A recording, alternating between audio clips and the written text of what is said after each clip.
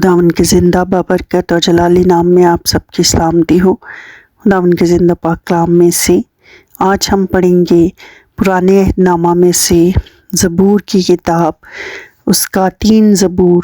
مدد کے لیے دعا۔ اے خداوند، میرے ستانے والے کتنے بڑھ گئے، وہ جو میرے خلاف اٹھتے ہیں بہت ہیں۔ بہت سے میری جان کے بارے میں کہتے ہیں کہ خدا کی طرف سے اس کی کمک نہ ہوگی، لیکن تو اے خداوند ہر طرف میری سپر ہے، میرا فخر اور سرفراز کرنے والا۔ میں بلند آواز سے خداوند کے حضور فریاد کرتا ہوں، اور وہ اپنے کوہ مقدس پر سے مجھے جواب دیتا ہے۔ میں لیٹ کر سو گیا، میں جاگ اٹھا، کیونکہ خداوند مجھے سنبھالتا ہے۔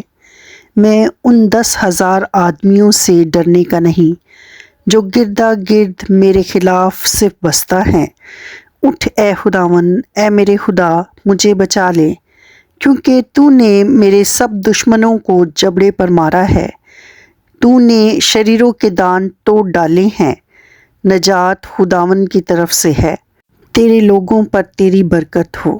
جب میں پکاروں تو مجھے جواب دی، اے میری صداقت کے خدا۔ تنگی میں تو نے مجھے کشادگی بخشی، مجھ پر رحم کر اور میری دعا سن لے۔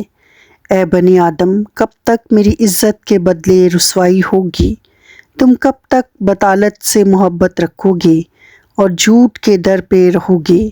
جان رکھو کہ خداوند نے دینداروں کو اپنے لیے الگ کر رکھا ہے۔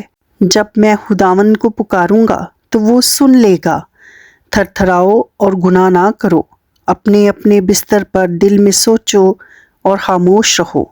صداقت کی قربانیاں گزرانو اور خداوند پر توکل کرو۔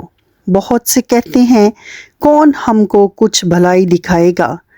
اے خداوند، تو اپنے چہرے کا نور ہم پر جلوہ گر فرما۔ تو نے میرے دل کو اس سے زیادہ خوشی بخشی ہے جو ان کو غلہ اور مے کی فراوانی سے ہوتی تھی۔ میں سلامتی سے لیٹ جاؤں گا اور سو رہوں گا، کیونکہ اے خداوند فقط تو ہی مجھے مطمئن رکھتا ہے۔ خداوند کے پاک کلام کے پڑھے اور سنے جانے پر اس کی برکت ہو۔ آمین۔